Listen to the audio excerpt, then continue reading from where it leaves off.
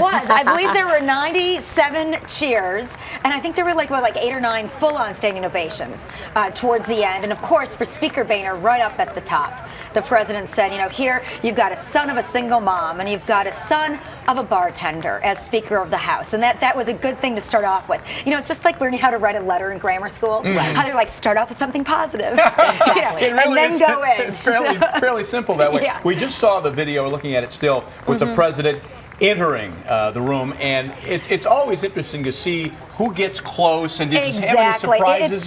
No, in fact, there's a few that are always on that aisle, and it's interesting because I think I mentioned yesterday they have to have a physical presence in their seat. They can't save their seat with the jacket hours, you're saying, or with the placard, but about 4 or 5 hours they are sitting there.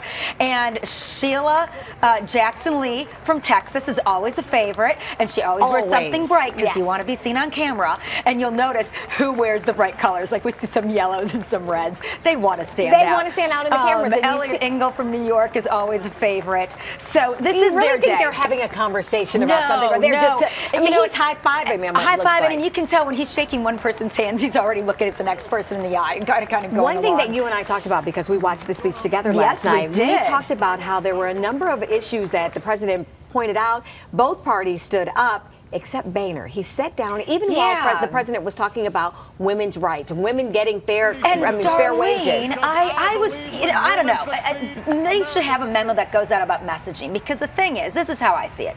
The people at home watching, we don't know every caveat, every nook and cranny to the different legislation. So when the president talks about women expecting equal pay for equal work, and he doesn't stand up, shows me sitting at home, well, what does he not believe in? Women's rights? Right. But he believes in like that the caveat to what the president's producing is not exactly how he'd like it, so he remains seated. America is watching this. You stand up for women's rights. And you said one thing that was trending last night during the speech was his tan. The tan. At one point, he's always got a tan. Talking about his tan than what he was saying. And he was on Jay Leno last week, and he says it's completely natural. Okay, yeah. I know a lot of women that I'd say like that too. Natural in the bottle. He's a huge golfer. I do know that. So he's and he even said, I could never be president. I have to give up too much golfing and smoking.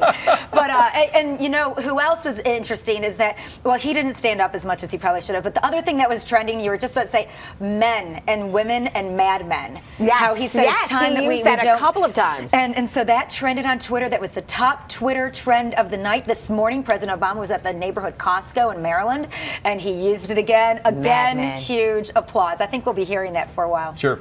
I wanted to get to, before we run out of time, the idea of the designated survivor. Tell us about that. You know, everybody that succeeds the president could be under one roof unless they left one person out, because all the cabinet secretaries are there, all the leadership in the House and Senate are there. So they decided back in the 50s, in the nuclear age, we've got to leave one cabinet secretary out. Usually that cabinet secretary would go out for pizza. Now, since 2001, they go to an undisclosed location. They're told about 2 weeks beforehand so they can brush up on the legal continuity of government. Is that the survivor that we're looking at right there? That is this year's survivor. I've never seen him before. Who is he's that? a relatively new cabinet secretary. He's the Secretary of Energy, and he comes to us from MIT. And I think he looks a little like Einstein. 20 seconds before you go, a lot of people are talking about the Republican response and Kathy McMorris Rogers, where she came from. She's got 3 children, 1 child with Downers, with Down syndrome, and she's got a record that's incredible. Is she going to be the Republican standout now? I tell you, they needed to put a woman out there with all the buzz around Hillary. They had to find a woman, and she did a good job. I don't think she said that much. Okay. But I think she set up her biography, and that's what they wanted to do. Laura Schwartz, thank you so much. Name of the book again? Eat, Drink, and Succeed. Thank you so much. Up next, Bill takes a final look at the forecast. And Dr. Mona joins us.